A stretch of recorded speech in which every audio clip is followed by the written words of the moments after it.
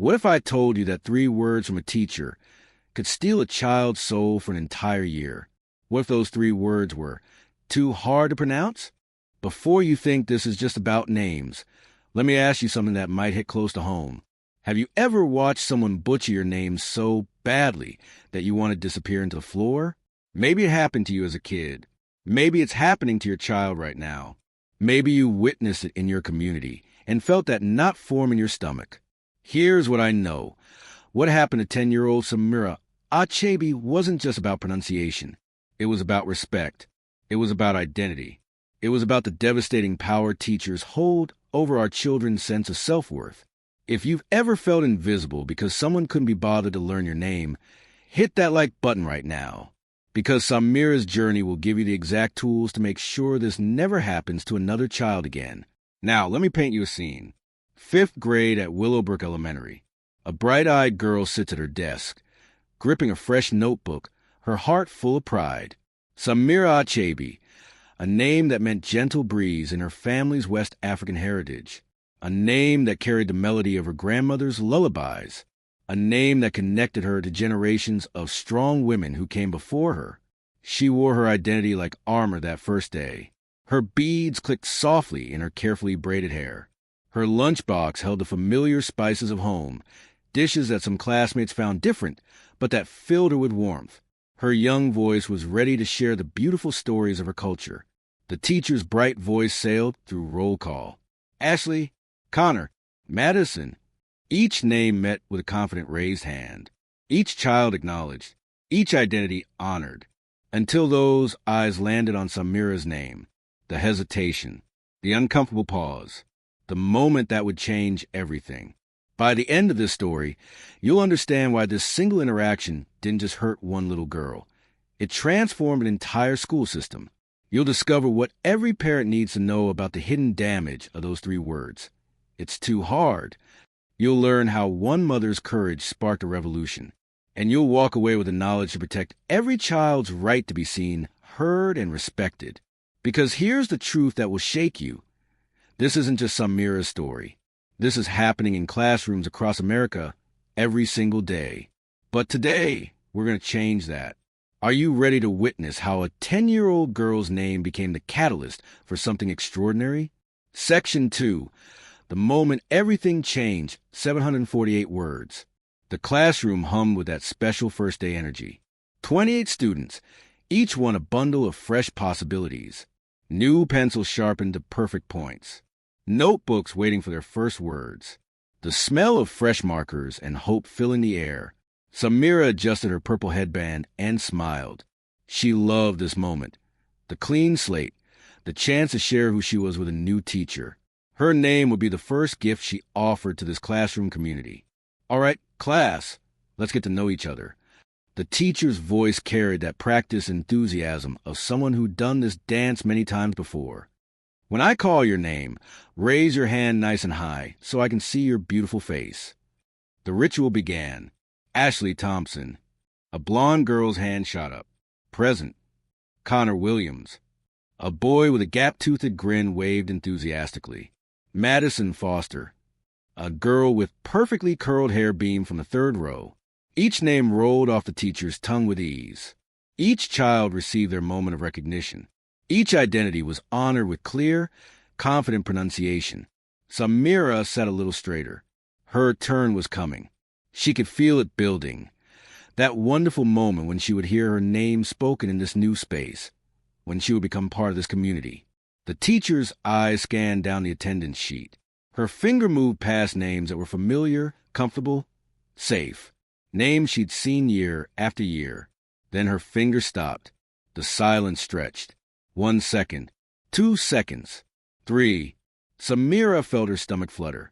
She could see the teacher's brow furrow, her lips moving silently as she tried to work through the letters on the page.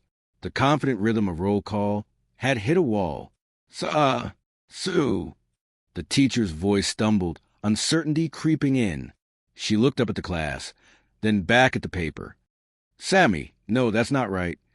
27 pairs of eyes began turning towards Samira. She felt heat creeping up her neck. This was taking too long. This was becoming a spectacle. The teacher, looked directly at her. Honey, I think I'm just going to call you Sam. It's easier for me, okay? Your name is kind of too hard. The words landed like stones in still water. The class erupted in giggles, not mean-spirited, but thoughtless. The kind of laughter that comes when tension breaks and children don't yet understand the weight of what just happened. Samira's cheeks burned. Her chest felt hollow. The music of her name, Samira, the way her father said it when he tucked her in, the way her grandmother had whispered in her final days, the way it connected her to generations of women who had carried that name with pride, all of it vanished in an instant. She managed a small nod. What else could she do? She was 10 years old, alone in a room of strangers, and the adult in charge had just declared that her identity was inconvenient. Sam it is then.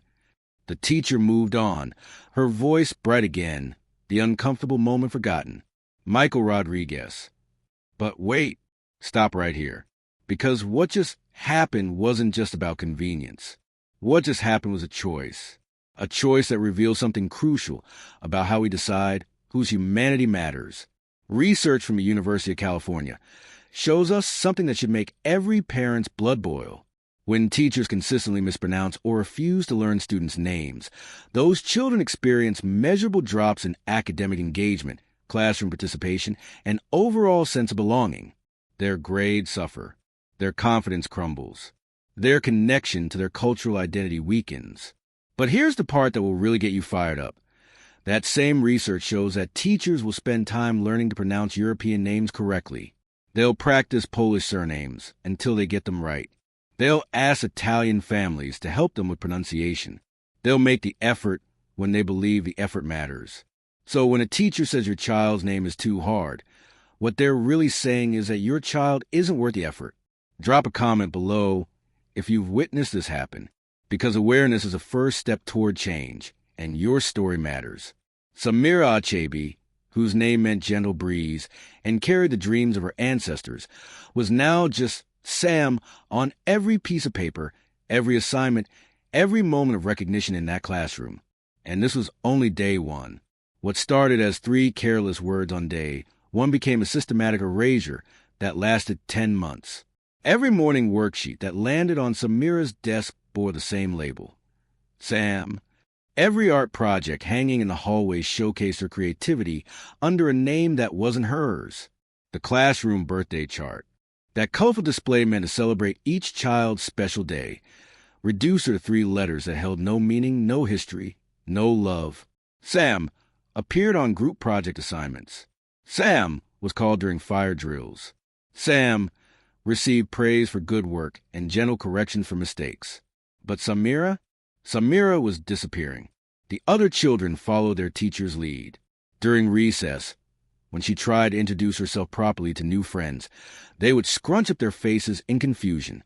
But Mrs. Henderson calls you Sam, they'd say, as if the teacher's convenience was gospel truth.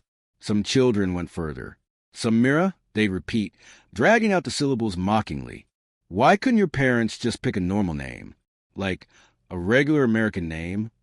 These weren't inherently cruel children. They were simply reflecting what they'd learned. That some names matter enough to learn, and others are burdens to be simplified away. The lunch table became Samira's island of isolation. While other children chatted and laughed, she sat quietly, pulling her sandwich apart piece by piece, each bite smaller than the last. The traditional foods her mother packed, the jollof rice, the plantains, the aromatic stews that once made her proud, now felt like additional markers of her difference. She stopped volunteering to read aloud. Why raise her hand when the teacher would call on Sam anyway? She stopped contributing to class discussions, even when she knew the answers. Her voice, once eager to share stories of her heritage and family traditions, grew quieter each day. But Samira wasn't alone in this experience. Down the hall, her friend Zara Mansour faced the same fate. Zara's name, meaning bright flower in Arabic, was deemed equally inconvenient. She became Z for the remainder of the school year, her cultural identity compressed into a single letter. During a particularly difficult lunch break, Samira tried to help. Maybe you could ask Mrs. Peterson to say your real name, she suggested gently. Zara's eyes filled with tears. I tried already. She said it's easier for everyone if we keep it simple. Easier for whom? Certainly not for the children whose identities were being erased. Here's what broke Samira's heart most, and what should infuriate every parent watching this. While her name was deemed too hard, she watched the same teacher master other complex names with patience and practice. When Szczepanski joined their class in October, a Polish surname with 8 letters and sounds unfamiliar to most American ears, the teacher asked the boy to repeat it slowly. She wrote it down phonetically.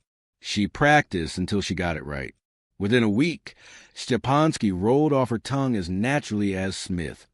When Isabella Constantinescu transferred from Romania, the teacher didn't suggest shortening her last name to Con or Constant. She learned it. She honored it. She made the effort because she believed the effort mattered. The message was crystal clear. European complexity deserved respect. African and Middle Eastern names were inconveniences. This double standard revealed something deeper than laziness or cultural ignorance. It exposed a hierarchy of whose humanity was worth the effort. At home, Samira's father noticed a change. His once chatty daughter had grown withdrawn. Her shoulders slumped a little lower each day. The proud smile she used to wear when talking about school had faded. One evening, as they sat together working on homework marked Sam at the top, he asked gently, "How do you feel when people call you by the wrong name?" Samira looked up from her math problems, her young eyes carrying weight that no 10-year-old should bear. "Like I'm disappearing, Baba. Like the real me doesn't matter." Her father's heart cracked. He pulled her close and spoke with a gentle wisdom that would plant seeds of resistance in his daughter's spirit. "My dear one, your name is not a burden. It is our gift to you. It carries the breath of your grandmother, the strength of your ancestors, the hopes of your parents. When someone mispronounces it, you correct them gently. When someone refuses to learn it, you know that says nothing about you and everything about them. They owe you the respect of your name." Armed with her father's words, Samira tried one more time. After class the next day, she approached Mrs. Henderson's desk.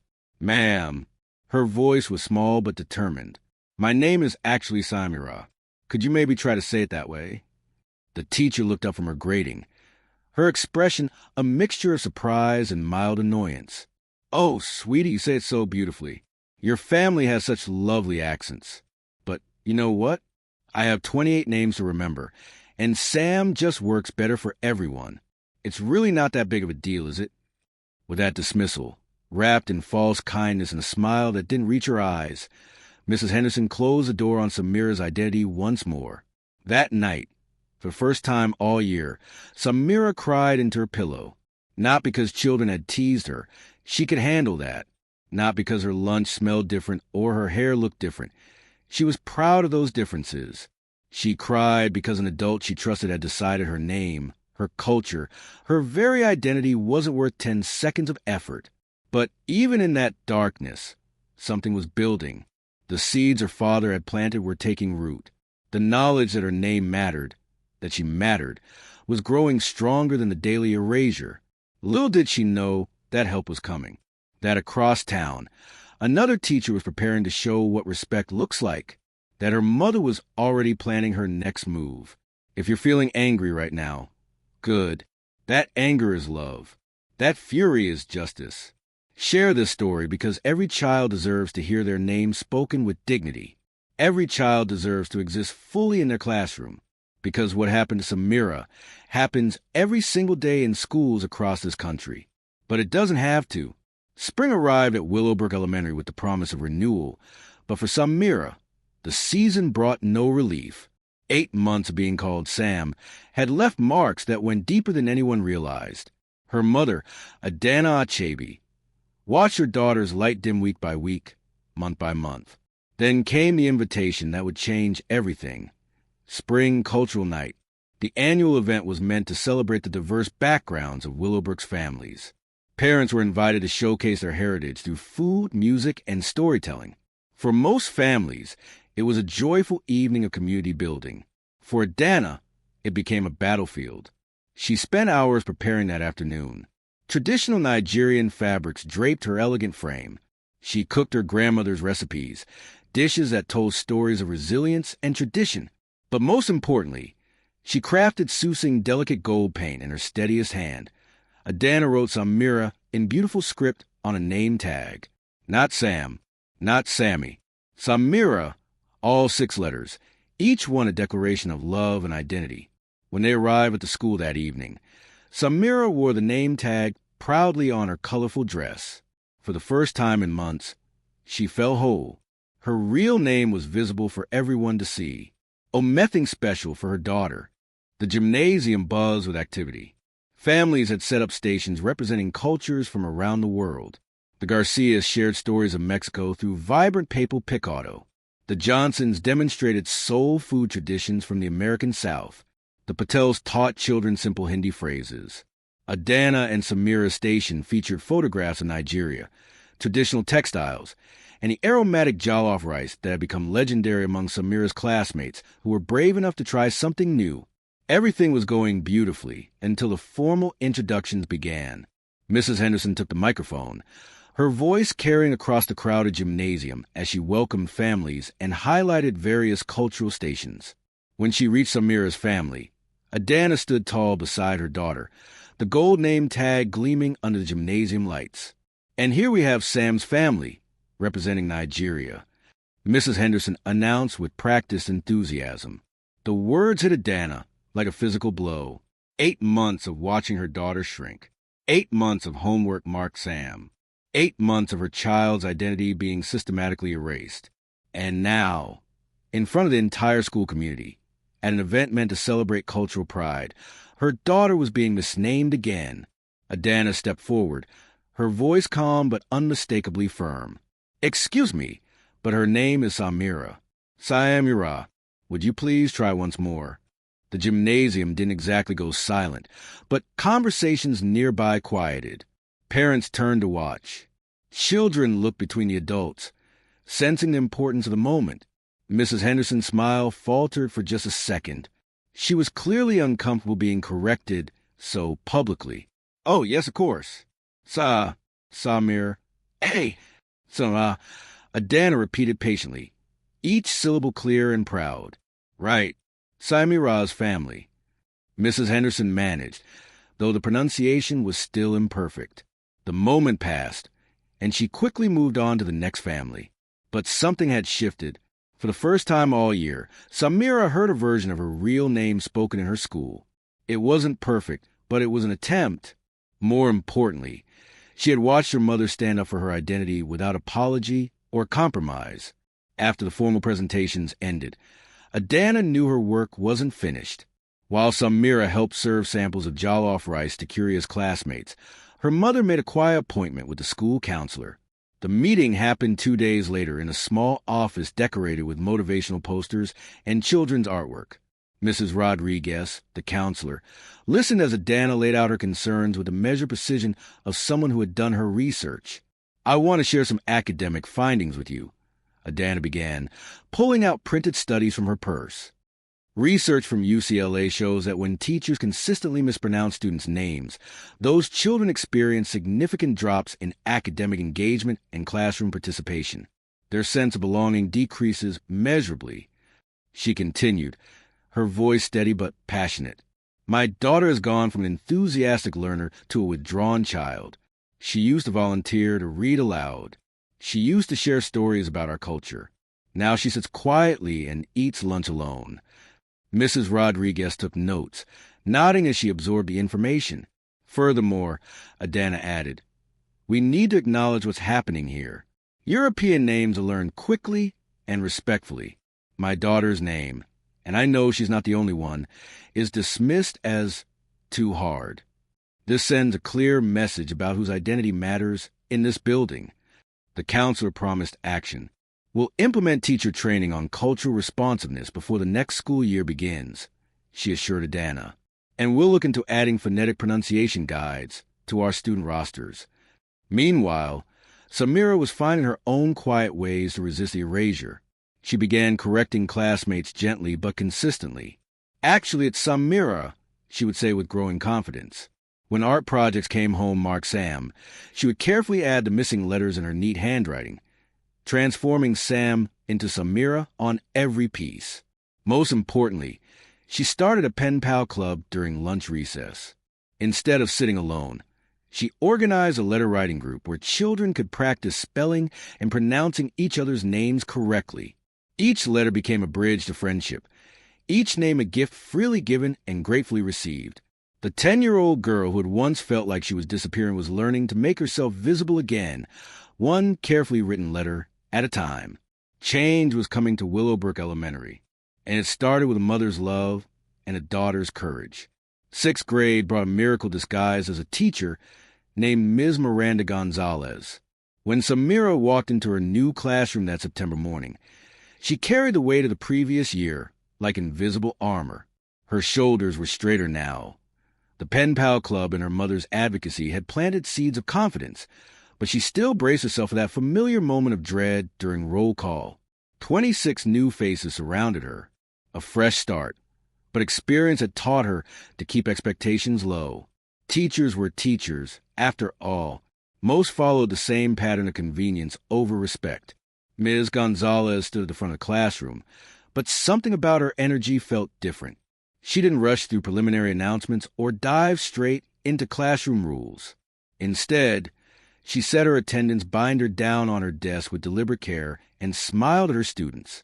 "Before we do anything else today, we're going to do something very important," she announced, her voice carrying genuine warmth. "We're going to learn each other's names. Not the names that are easy for me. Not the names that fit on forms nicely. Your actual names, the ones your families gave you with love and meaning." Samira felt her heart skip. Could this really be happening? "When I call what I think is your name, I want you to stand up, say your name slowly and proudly, and help me get it exactly right. I'll keep practicing until it sounds beautiful when I say it, because your name is beautiful, and you deserve to hear it spoken correctly in this classroom every single day." The roll call began, but this time it was different. When Ms. Gonzalez reached names that challenged her, she didn't stumble and move on. She stopped. She listened. She tried again. Priyanka Vishwanathan. She attempted the first try, getting close, but not quite there. "It's Priyanka Vishwanathan," the girl corrected with a shy smile. "Priyanka Vishwanathan." Ms. Gonzalez repeated slowly, writing phonetic notes in her binder. "Again, Priyanka Vishwanathan. How does that sound?" "Perfect." Priyanka beamed. "Wonderful. Tell me, Priyanka, what does your name mean?" "It means beloved in Sanskrit," the girl replied, standing a little taller. "How absolutely beautiful. Thank you for sharing that with us, Priyanka." When Ms. Gonzalez reached Samira's name, the familiar flutter started in her chest. But this time it wasn't dread, it was hope. "Samira Achebe." Ms. Gonzalez pronounced it almost perfectly on the first try. Samira Sidoibe. Samira stood up slowly, almost not believing what she'd heard. It's actually Samira Achebe," she corrected softly. "Samira Achebe," Ms. Gonzalez repeated, making notes. "Samira Achebe. How's that?" That's perfect," Samira whispered, her eyes filling with tears she wasn't expecting. "Excellent. And Samira, would you mind sharing what your name means? Only if you're comfortable." For the first time in over a year, Samira felt safe enough to share her story. "It means gentle breeze in my family's language. My grandmother used to sing lullabies about gentle breezes when my mom was little." "What a beautiful connection to your heritage, Samira. Thank you for sharing that with all of us." The difference was immediate and profound. Within a week, not only was Ms. Gonzalez saying Samira's name correctly every single time, but the other students had learned it too. The careful pronunciation, the respect for its meaning, the celebration of its beauty. All of this created a ripple effect throughout the classroom. Samira felt herself expanding back into the space her name created. Her hand shot up during discussions. She volunteered to read passages aloud, her voice strong and clear. She shared stories about Nigerian traditions during social studies lessons, her classmates listening with genuine interest instead of making faces about weird customs. When student council elections came around, Samira didn't hesitate to run for class representative. She won by a landslide, her campaign speech focusing on the importance of making everyone feel valued and heard. She started writing poetry again, verses about her heritage, her journey, the power of names and belonging. Ms. Gonzalez encouraged her to share these poems during morning announcements, turning Samira's personal healing into inspiration for the whole school. But Ms. Gonzalez wasn't content to transform just one classroom. She brought Samira's mother's research to the principal and pushed for school-wide changes. By October, every teacher roster in Willowbrook Elementary included a phonetic pronunciation line next to each student's name. Teachers received mandatory training on cultural responsiveness and the academic impact of name pronunciation. The sessions weren't just about being nice.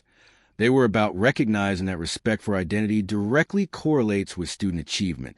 The most visible change came in November when the entire 6th grade collaborated on a massive mural in the main hallway.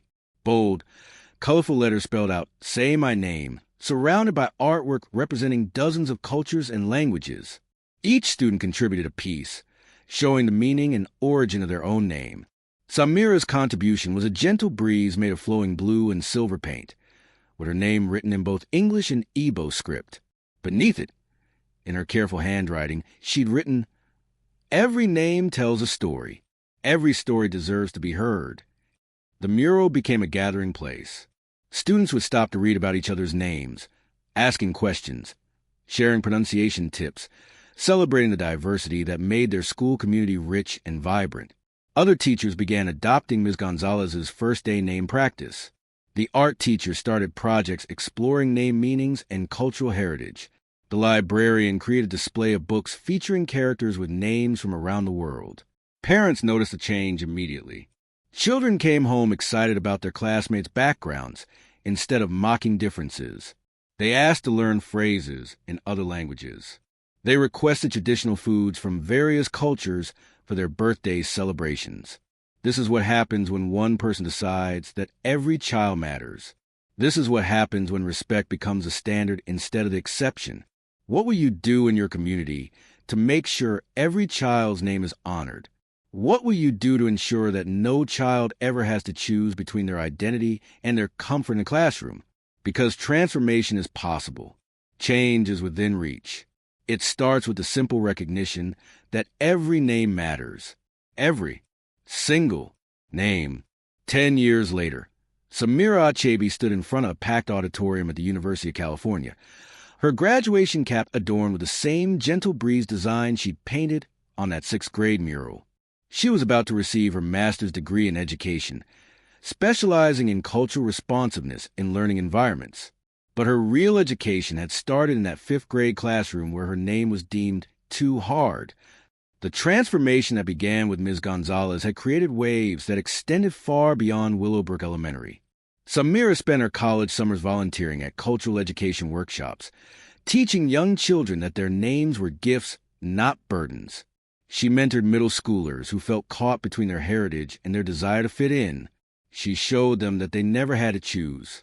Her senior project became a children's book titled "Say My Name, The Promise We Make Each Other." The story followed a young girl whose teacher takes time to learn not just how to pronounce her name, but why it matters. The book became required reading and education programs across 3 states and found its way into elementary school libraries nationwide. Most importantly, it became a classroom staple at Willowbrook Elementary, where Ms. Gonzalez, now the principal, made sure every new teacher read it during orientation. But Samira's story represents something much bigger than one person's journey, from erasure to empowerment. It reveals universal truths that every parent, teacher, and community member needs to understand. The first lesson is fundamental. Names carry history, culture, and love. When Samira's parents chose her name, they weren't just picking sounds that sounded pretty. They were connecting her to her grandmother's lullabies, to generations of strong women, to a cultural identity that would ground her throughout her life. Every child's name tells a story.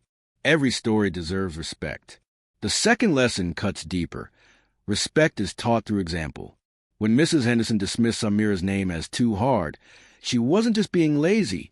She was teaching 28 children that some people's identities matter more than others. She was modeling a hierarchy of humanity that her students absorbed and repeated. But when Ms. Gonzalez took time to learn every name correctly, she taught those same children that everyone deserves dignity. The third lesson offers hope. One person's courage can change systems. Adena Achebe could have accepted her daughter's erasure. She could have told Samira to just go along with being called Sam to make things easier. Instead, she stood up at Cultural Night. She met with the counselor. She presented research and demanded change. Her individual act of courage transformed an entire school district's approach to cultural responsiveness. The fourth lesson is crucial for educators. Children's identities are not inconveniences. Every time a teacher shortcuts a student's name for the sake of efficiency, they're sending a message about that child's worth. But the effort to learn a name correctly, the questions about meaning, the practice until pronunciation is right, communicates something powerful. You matter. You belong. You are valued exactly as you are. The fifth lesson is perhaps the most important. Love and effort make nothing too hard. Ms. Gonzalez didn't have special linguistic training. She didn't speak multiple languages or have a degree in cultural studies. She simply approached each child's name with love and made the effort to get it right. That's all it took to transform lives. These lessons extend far beyond names and pronunciation. They apply to every aspect of how we interact with people whose experiences differ from our own. They challenge us to examine our own assumptions about what's normal and what requires accommodation.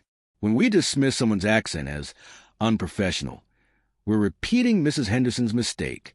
When we expect people to anglicize their names to make us comfortable, we're perpetuating the same system that told Samira she was too hard. When we fail to learn about our colleagues' cultural backgrounds because it seems like too much effort, we're missing opportunities to build the kind of inclusive communities that lift everyone up. The changes at Willowbrook didn't happen overnight, and they didn't happen without resistance. Some teachers complained about the extra effort required to learn pronunciation. Some parents questioned whether all this cultural stuff was really necessary. Some community members worried that focusing on differences would divide rather than unite. But the results spoke for themselves. Academic achievement improved across all demographic groups. Disciplinary incidents decreased. Parent engagement increased. Students reported higher levels of belonging and school satisfaction. Teachers found their classrooms more dynamic and engaging when all students felt safe to share their authentic selves. Today, Willowbrook Elementary serves as a model for other schools. Educators visit from across the country to observe their name pronunciation practices, their cultural celebration programs, their student-led diversity initiatives. The Say My Name mural has been replicated in dozens of schools, each one adapted to reflect the unique communities they serve. But the real legacy lives in the students who learned early that their identities matter. Children who grew up knowing that their names, their cultures, their family traditions were valuable contributions to their communities. Young people who enter high school and college confident in who they were and prepare to advocate for others. The gentle breeze that was Samira's name had become a powerful wind of change, carrying the message that every child deserves to be seen, heard, and valued exactly as they are. Standing at her graduation podium that day, Samira looked out at hundreds of faces and spoke the words that would become her life's mission. No name is too hard if love and respect are in your heart. Those 11 words contain the power to transform every classroom, every workplace, every community interaction where someone's identity meets someone else's convenience. But here's what I need you to understand. Samira's story isn't unique. Right now, in schools across America, there's a child sitting in a classroom being called by a name that isn't theirs. There's a teacher who thinks she's being helpful by simplifying what she sees as complicated. There's a parent who doesn't know their child is slowly disappearing. The question isn't whether this is happening. The question is, what are you going to do about it? When you encounter a name that's unfamiliar to you, will you take 30 seconds to learn it correctly? When you hear someone mispronounce a colleague's name repeatedly, will you speak up? When your child comes home talking about their classmate with a weird name, will you use that as a teaching moment about respect and curiosity? These aren't small actions. These are revolutionary choices that declare every person's humanity matters. If you're a parent, start the conversation tonight. Ask your children about the names of their classmates. Practice pronunciation together. Teach them that different doesn't mean difficult. It means interesting. Show them that learning someone's name correctly is one of the most basic forms of respect we can offer. If you're a teacher, you have immense power. Every September, you hold the opportunity to be Mrs. Henderson or Ms. Gonzalez. You can choose erasure or celebration. You can model convenience or respect. Your students will carry your choice with them for the rest of their lives. If you're simply human, sharing this world with people whose experiences differ from yours, you have a role to play. Every name you learn, every pronunciation you practice, every moment you choose curiosity over dismissal, these actions build a kind of world where every child can grow up proud of who they are. The transformation that began with 3 words, too hard to pronounce, and grew into a movement of respect and belonging shows us something profound. Change doesn't require massive resources or advanced degrees. It requires love. It requires effort. It requires a simple recognition that every person's identity deserves honor. Hit that like button if the story moved you to action. Share it with every parent, teacher, and community member who needs to hear it. Comment below with your commitment to learning names correctly, or share your own story of identity erasure or celebration. And subscribe, because next week, I'm bringing you the incredible story of Marcus, the young boy whose accent was called unprofessional during a school presentation, and how he transformed that shame into his superpower. It's a story about finding your voice when the world tells you to speak differently. Together, we're building communities where every name is music, every identity is honored, and every child knows they belong exactly as they are. The gentle breeze continues to blow. The change continues to grow. What will you do today to honor someone's name?